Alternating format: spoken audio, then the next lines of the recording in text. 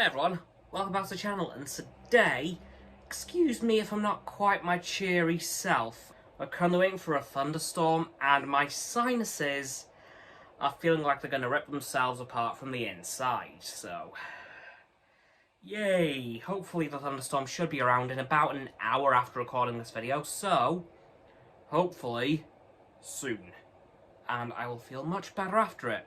So, anyway, today's video is the overview of the second episode of Loki.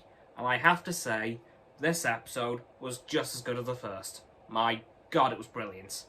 We started off this episode by getting a little recap of last week's. Then we moved to Mobius, convincing the judge who was about to prosecute Loki in the first episode to bring Loki into the field with him to help him hunt down the variant Loki, which they are currently looking for because they're causing chaos all over the timeline, which is all sorts of fun for the TVA.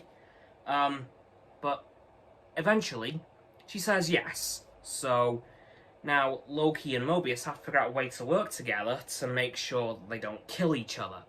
And Mobius sends Loki on a bit of a task to look for every single possibility for where the Loki variant could be. Yes, I just said possible possibility. Wow, Cameron. Good work. But then Loki starts to look through a load of files, and then he finds something he probably didn't want to see.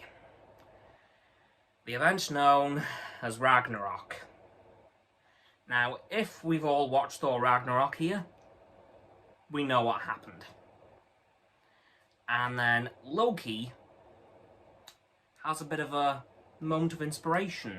He then runs back to Mobius, who's on his lunch break and isn't happy that he's interrupting said lunch break, and then brings up the fact that the Loki variant could be hiding in places and time periods where a disaster's about to happen, so the timeline wouldn't be affected. So, to test this theory, and to explain it a bit better, Loki and Mobius head back to 79 AD in Pompeii, moments before Mount Vesuvius erupted and destroyed the city. And Loki tells the citizens of Pompeii that they're all about to die because Vesuvius is about to erupt. And guess what happened? Nothing. The timeline wasn't affected in any way whatsoever. So, the variant Loki is doing stuff in places and times where a disaster is about to strike, so the timeline doesn't get changed, so the TVA don't know where they are. And then they notice something. Well, they noticed something in the last episode in France.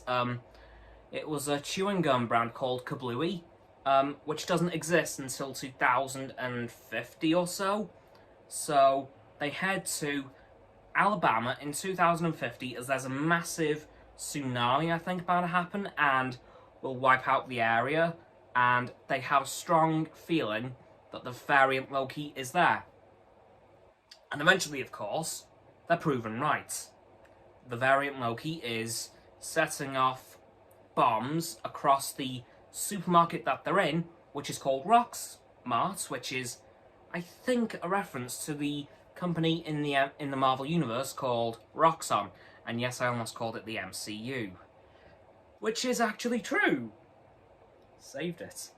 But Loki gets paired off with the TVA agent who wants to reset him, and Mobius gets sent off with another TVA agent. At which point, they're all looking around the supermarket for the variant Loki. And then, of course, they find them. Or should I say, they find her. Yes, as we have all been predicting, well, across the Marvel fandom, the variant Loki is indeed a female Loki. Which is quite a nice Easter egg for the comics, because there's been many female versions of Loki across the comic multiverse. So that was a nice Easter egg to see. And eventually, well, after being beaten up by a few people that female Loki took control of in terms of mind control, Loki, the original, finds her, and, well, she escapes using a TVA portal, which is quite interesting, and Loki, the one that we know and love, follows her. And unfortunately, that's where the episode ends.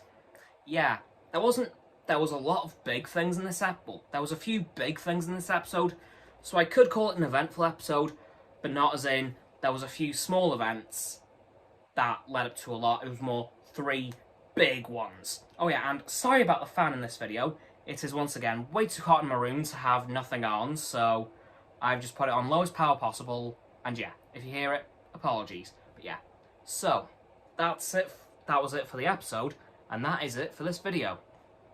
So as always, people, don't forget to like this video, subscribe to mine and Roxanne's YouTube channel, so the link is in the description. My sub button is down there. Yep, that big red one, unless you've already subbed, and it's grey. Thanks for that, by the way. And once you've subbed, don't forget to click both of our bell icons to get both sets of our notifications. And comment as well, because why not? And let me know what you thought of this episode, and if you have any early thoughts for the next one. And once you've done that, don't forget to follow me on Facebook, Twitter, Instagram, and Stereo, Roxanne on her blog, and Frost on his Instagram. Those links are also in the link tree in the description. And Frost and Roxanne's blog are in the description normally. My links are in the description. And lastly, of course, don't forget to share this video with all of your friends so you can join the infinite loop of liking, subscribing, commenting, following, and sharing, and around and around and around that loop. And I'll see you guys tomorrow with another video. Goodbye!